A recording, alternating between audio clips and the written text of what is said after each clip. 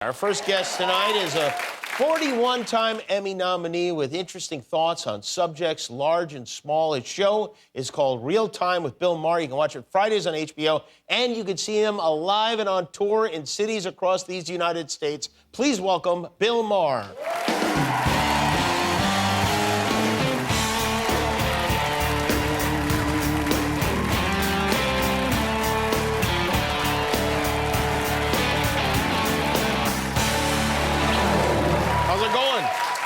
Jimmy, Do you have this? Are we still thing? far away here? Yeah, no, we're not as far as we were the last time because of COVID, we were like a mile and a half away. I was here then? Yeah, you were here. You know, yeah. You gave me pot.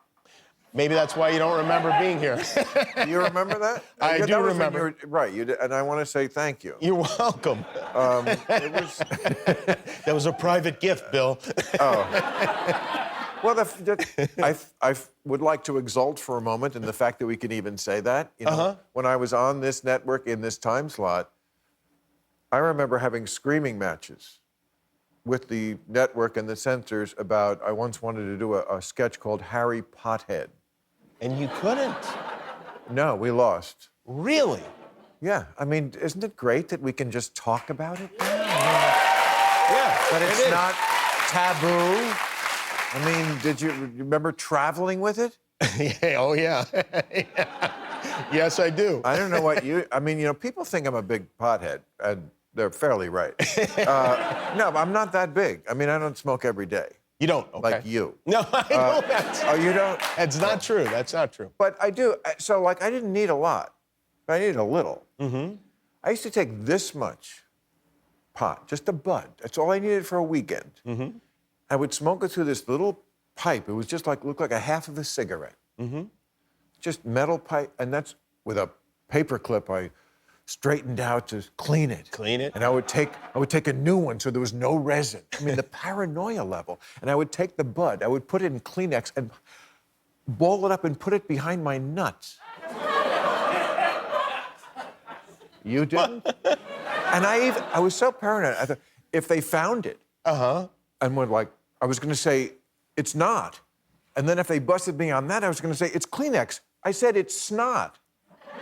Oh, you had this all worked out? And it doesn't even make sense. It doesn't make any sense. It's just where my mind was at, because that's where we were with pot. And now we can just say, thank you for the pot, Jimmy. You're welcome like you for the brought pot. I figured it seemed like a good gift for you. Like you brought wine to dinner. Can we go back to the decision? Why would you take a metal pipe when you knew you were going through a metal detector?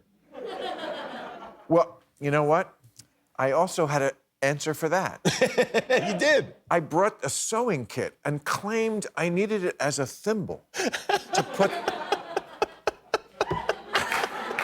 But anyway, it was so small it wouldn't even set off the detector. I see. Right. Is that right? You can get them that small. I didn't know that. Yes. Well, I mean, it was back then. I don't know what... I mean, now you go to the store.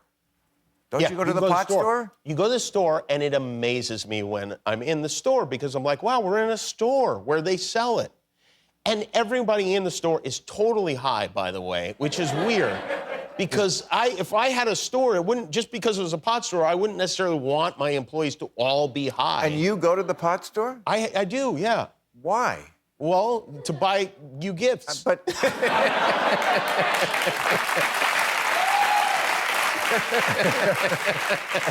But don't people give you pot all the time? I haven't bought pot since like 1989. They do. Yeah, they do. Right. People do give it to me. And me too. You know, it's people... the best thing about being famous. Free pot. It is funny the lengths we will go to make sure we have a mask on and be clean and all these things. When somebody hands you a joint, it's like, yeah, I'll put that right in my mouth. Exactly. No problem. You know, yeah, there's something, you feel like you're safe or something. So you are, you're on tour now, which is... Yes. How is that going? Are you going to mention where at some point? I am going to mention where. I have a list of the places. Here. Okay, great. The places are, you're going to be at the San Jose Civic Center. Thank you. On the 26th. Okay. You're going to be in Pittsburgh. Thank you. On November 13th. And you'll be in Madison Square Garden. New York. In November. New York, okay. yeah.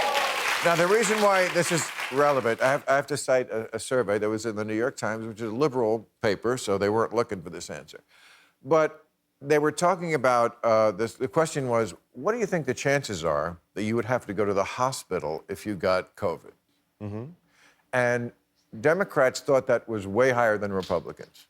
41% of Democrats, and the answer is between 1% and 5%. Okay. 41% of Democrats thought it was over 50%. Another 28% thought it was 20 to 49%. So 70% of Democrats thought it was way, way, way higher than it really was. Liberal media has to take a little responsibility for that, for scaring the shit out of people. And the reason why I'm bringing this up is because it's much harder for every touring act to sell tickets in blue states. Oh, interesting. They're afraid to go out of the house. I see. Whereas in red states, it's all good to go.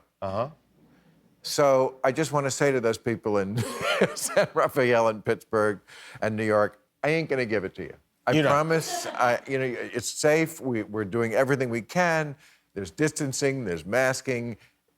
Enjoy. Live life. You did get it in Embrace May. life. You did get it. I got it after I was vaccinated. You got it after you were vaccinated, right? And you wouldn't. And I had no symptoms. That may be because I was vaccinated, but let's not even get into that, because I know you and your boyfriend, Howard Stern, are very paranoid about this. But it's a little weird that I got it after. But now many, many, many people have had that same situation. Yes, I know people very well who have. Look, bottom line is we know if you're vaccinated, you almost never die from it. So look, I'm for whatever is getting America back to where I can see the James Bond movie in the theater. One of the things I think is interesting about you, and I think we all experience this, but you in particular experience it, I think, from both sides, where, half of the country is mad at you one week and the other half is mad at you the other week. Does that concern you? Does you pay attention to it? Does it bother you? Well, I don't pay attention to it like read Twitter. I'm not stupid. I gave up really tweeting a lot. I mean, sometimes, but like, why? Anything I would want to say on Twitter, I can't say on Twitter. Okay. I'd be killed. I could say good morning. and the first 10 responses would be, well, I guess with your white privilege, it's a good morning. It's like, so there is a bit of that, yeah. Yeah, there is a bit of that. But when somebody like Whoopi Goldberg, I guess, had an issue with what you were talking about, the national anthem at these college football games, the professional football games, and you feel... There's no argument there. I said, first of all, maybe we should get rid of the anthem we have. Because it's not inclusive of everyone. Well, whatever. I just said we shouldn't have two national anthems. We're one country. It's not a good idea. We have seen what happens in other countries where you have, when you separate things out. That's never where America was. That's never where liberalism was. It was about being a colorblind society. So a new national anthem, fine. I'll go for that, but not two, because that leads down a road we don't want to go. Do you feel Applause. like... Thank you. Hey, there's a lot of fear in the air in general. You don't want to be caught applauding something that might be controversial. I could give a I wasn't talking about you. But do you think there's ever going to be a time where do you think it's possible even that we can come together? Well, that's a great question. And to me, one of the keys to that is to stop talking about it. Stop talking politics. When I was a kid, you may remember the same thing. People didn't talk politics all the time. There was no Facebook. Facebook should go back to being what it should be: humble brags, cat videos, finding out who from high school is gay, fat, or dead. But instead, it's people arguing with some kid you went to third grade with about Brett Kavanaugh. You want to know how to heal America? Shut up. Shut the hell up. Stop talking politics all the time. Stop trying to convince people. It's a big country with lots of people who don't think like you, no matter what side you're on, and you're not going to convince them. Just accept it, like you do in a relationship. No, really. You're married. You're right. Yeah, no, you're always married to someone, right? Okay, so you must know. You must know The three most important words in a relationship are not "I love you," they're "let it go."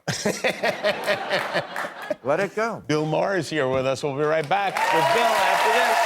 We are back with Bill Maher, whose show is Real Time with Bill Maher, Friday nights on HBO, and who is touring the country, doing stand-up comedy. I know you have mixed feelings about me mentioning this, but I remember seeing you in college, and I was like, that guy is great. Oh. And I think that people now know you more from the television show than they know you from doing stand-up because you've been on television. Well, so I've done long. 12 HBO specials, so they haven't been paying attention. But yeah, I love stand-up, and it's more fun than ever now. People have a hunger for the live experience. You know, I mean, you can make people stay at home.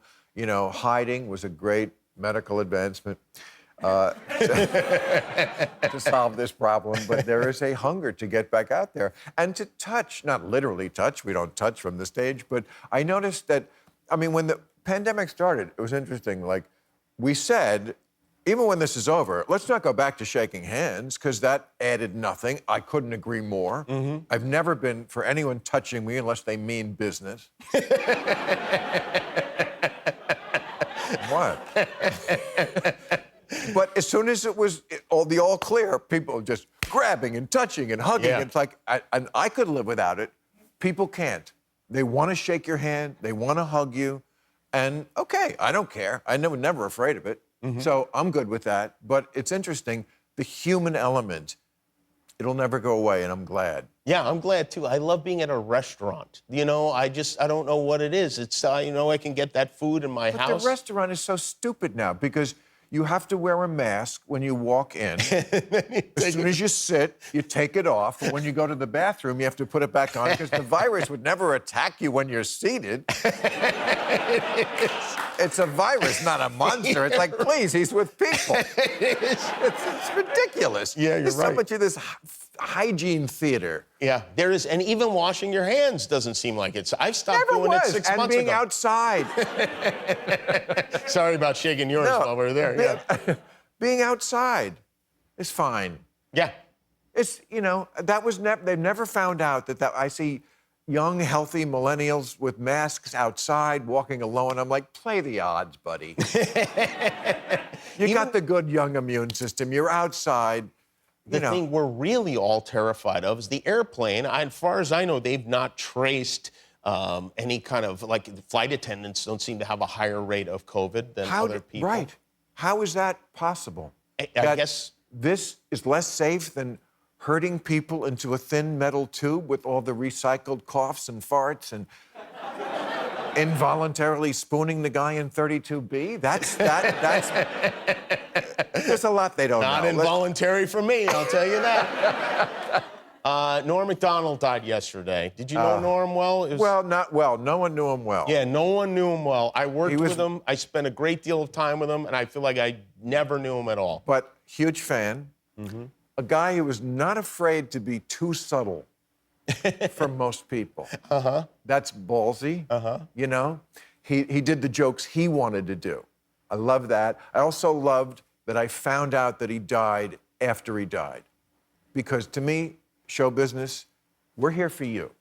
You're not here for us. Now, I'm not judging anybody, but there are people who, you know, whatever they're going through, they share it with the audience. Sometimes the audience loves that. I've never been in that camp. I'm not here to burden you. I'm here to lighten your burden. So the fact that Norm, now I didn't know about this, nobody knew about this. Good one, Norm. He kept it to himself. Yeah, kept it to himself. Yeah. Right, because he's in show business. He's here to make you happy. Or he just didn't want to get the calls. Imagine all those calls, oh my God, the this, the that. Forget about it. Right, yeah. But he was a special kind of comic. He really was. You are too, Bill Maher. You are going on the road, and maybe we shouldn't wait until somebody's dead to tell them that. Right. Bill will be, I'm not kidding, September 26th in San Jose, October 16th in Pittsburgh, and November 13th at Madison Square Garden in New York City. Thank you very much. He's clean. He's safe. So safe. I've had the vaccine and the disease. You can't get it from me. We'll be back with Hannah Waddingham. Hi, I'm Jimmy Kimmel, and I am not allowed to eat this cookie until you click the subscribe button. So please click now. I'm hungry.